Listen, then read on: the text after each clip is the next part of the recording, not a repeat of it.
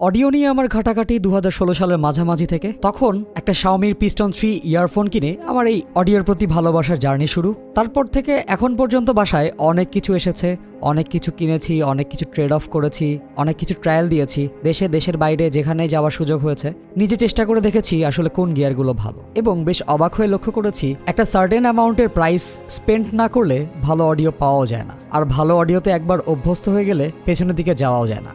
So average ভালো কোয়ালিটির audio পেতে গেলে আমাদেরকে অবশ্যই $100 থেকে $150 কিংবা $200 কাছাকাছি খরচ করতেই হয়।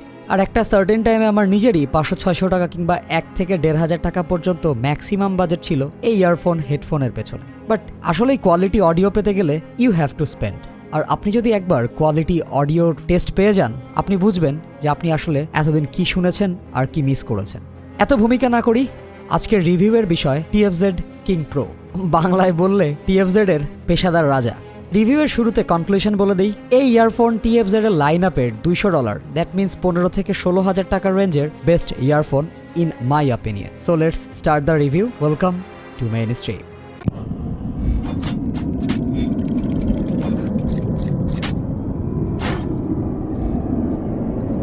আজকের ভিডিওটি স্পন্সর করেছে গ্যাজেট মানকি বিডি। তাদের কাছ থেকে TFZ লাইন আপের অনেকগুলো ইয়ারফোন আপনি 1 বছরের ওয়ারেন্টি সহ কিনতে পারবেন। যে কোনো রকমের ফিজিক্যাল ড্যামেজ বাদ দিয়ে প্রবলেম আপনি 1 বছরের মধ্যে ফুলি কভার্ড থাকবেন গ্যাজেট মানকি থেকে TFZ কিনলে। তাদের বসুন্ধরা সিটি লেভেল 6 এর শপ থেকে আপনি যে কোনো ফোন গ্যাজেট সুলভ মূল্যে পারচেস করতে পারবেন। বিস্তারিত আমাদের ডেসক্রিপশন বক্সে। এই রিভিউটি শুধুমাত্র অডিও লাভারদের জন্য।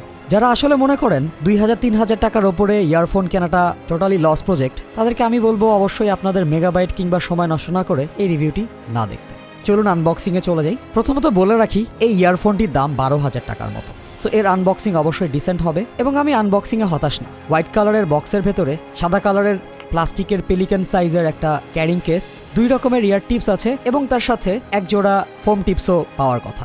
আমাদের এই রিভিউ ইউনিটটি গ্রিন কালারের, এর সাথে আরও 3টি কালার আছে, একটা রেড, একটা গ্রে এবং আরেকটি ব্লু। এবার ইয়ারফোনটির কনফিগারেশনে চলে আসি। ইয়ারফোনটিতে ডাইনামিক ড্রাইভার ইউজ করা হয়েছে, যেটা TFZ এর প্রোপ্রাইটারি ড্রাইভার। ড্রাইভারের এনক্লোজার খুবই সুন্দর, CNC কাট অ্যালুমিনিয়াম হাউজিং দিয়ে বানানো, একটু ভারী, কিন্তু ইয়ারফোনটি কানের ওপর দিয়ে ঘুরিয়ে পড়তে হবে, দ্যাটস ওয়াই এই ভারীটা খুব একটা চোখে পড়ে না। ইয়ারফোনটির ডিটাচেবল কেবল আছে, যে কেবলটি 2 পিন 0.78 মিলিমিটার কেবল। পুরো কেবলের কোনোটাতেই মাইক্রোফোন নেই। যারা মাইক্রোফোন সহ এই ইয়ারফোনটি ইউজ করতে চান তাদেরকে অবশ্যই আফটার মার্কেট মাইক্রোফোন সহ 2 পিন কেবল কিনতে হবে। ইয়ারফোনটির মেইন শেল পুরোপুরি CNC অ্যালুমিনিয়ামের, স্মুথ একটা ফিনিশ রয়েছে ভেতরের দিকে। একদম ভেতরে খেয়াল করলে দেখবেন একটা পাঞ্চ হোল আছে, যে হোল দিয়ে বেসিক্যালি এয়ার ভেন্টিং এর ব্যবস্থা আছে ড্রাইভার থেকে। আর উপরের দিকে একটা বিউটিফুল গোল্ডের সার্কেলের ভেতরে TFZ এর লোগোটা প্রিন্ট করা আছে। এই ইয়ারফোনটি কানে পড়লে বেশ কমফোর্টেবল ফিল হয়, আর যেহেতু স্মুথ ফিনিশ, আমার মাঝারি সাইজের কানে এই ইয়ারফোনটি খুব সুন্দর ফিট করে গিয়েছিল।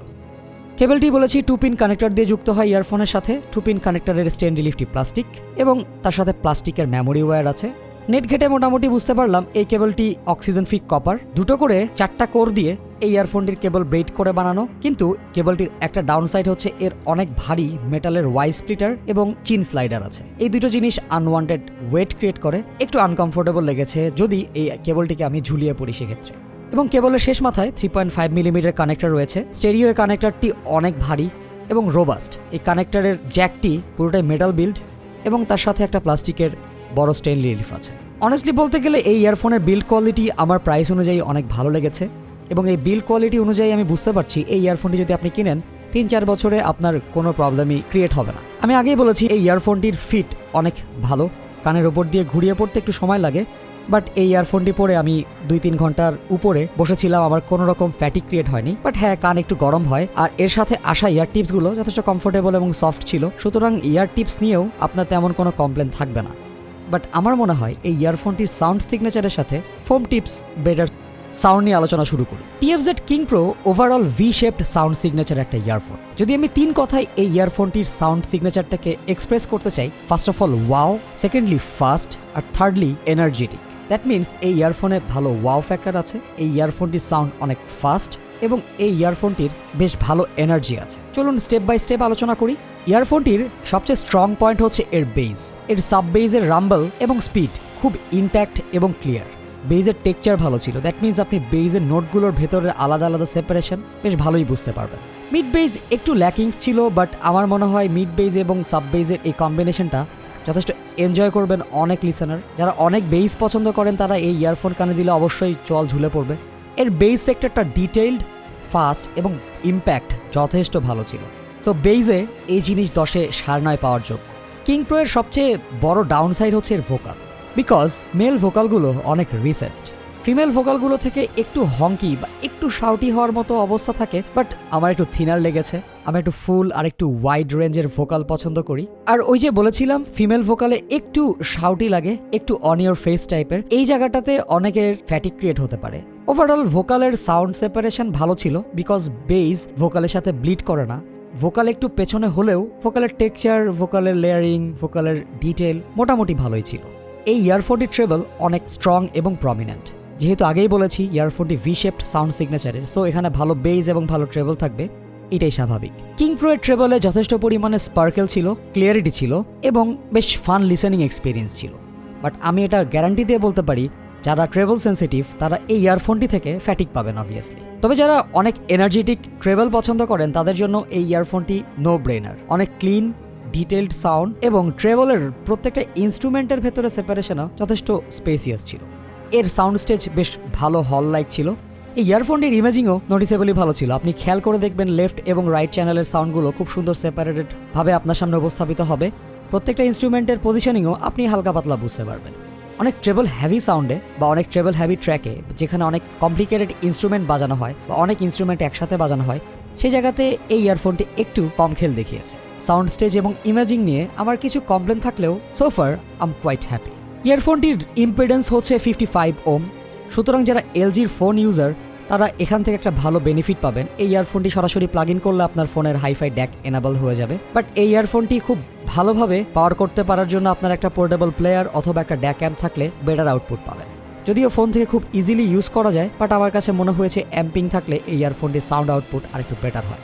আর যেহেতু এর ট্রেবলটা একটু হ্যাভিয়ার সাইডে, আপনি যদি একটু ওয়ার্ম সাউন্ড সোর্সের সাথে এই ইয়ারফোনটিকে ইউজ করেন আপনি একটা বেটার রেজাল্ট পাবেন।